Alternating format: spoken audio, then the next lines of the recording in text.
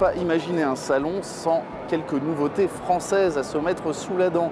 Elles sont signées Citroën, elles sont signées Peugeot, Renault et bien sûr, et on va commencer par elle, la fameuse Alpine A110, la surprise de Genève dévoilée en première mondiale lors de ces journées presse. Une voiture qui a suscité un fol enthousiasme, vraiment c'était noir de monde, les gens ont applaudi même quand elle a été dévoilée. C'est la star française et peut-être même la star du salon de Genève, n'ayons pas peur des mots.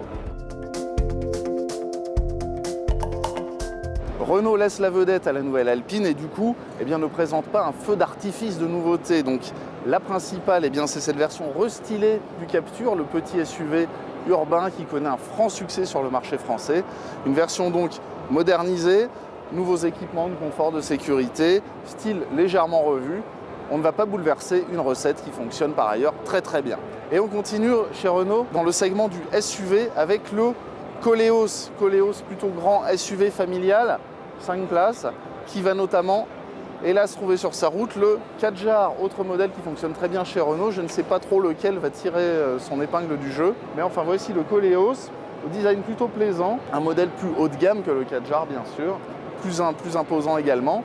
Et on arrive au costaud, au dur, au tatoué. Je veux parler du Renault Alaskan, un énorme pick-up, pas vraiment au format classique européen, mais un modèle plutôt orienté soit pour les loisirs, soit évidemment pour les artisans qui ont besoin d'une benne. Vraiment un des modèles les plus spectaculaires de la gamme Renault à ce salon de Genève.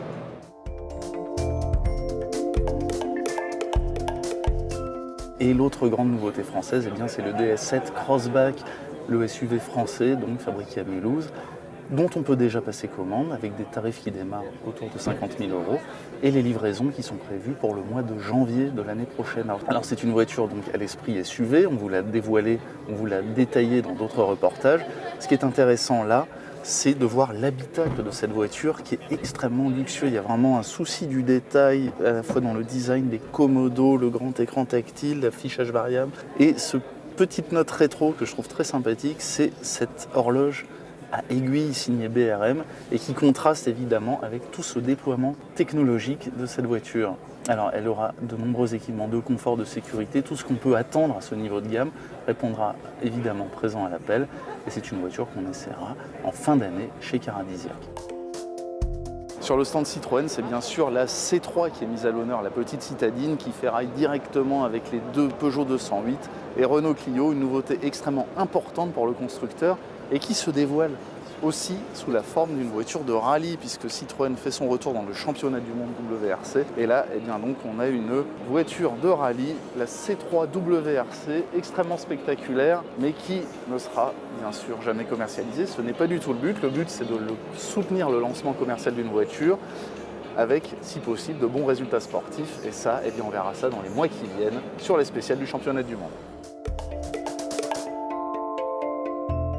Le stand Peugeot présente évidemment toute la gamme de la marque, mais on observe que c'est évidemment la catégorie des SUV qui est ici mise en avant, mise à l'honneur, avec ce parquet blanc en contraste avec les véhicules plus classiques posés sur une moquette noire.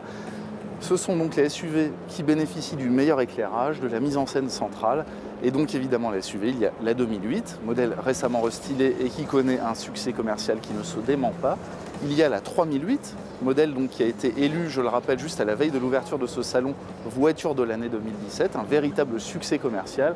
Et il y a maintenant la dernière venue, la 5008, la déclinaison 7 places de la 3008, un modèle qu'on a déjà essayé chez Caradisiac, dont on vous a déjà dit du bien. Voilà pour le stand Peugeot qui fait figure de constructeur en forme du moment.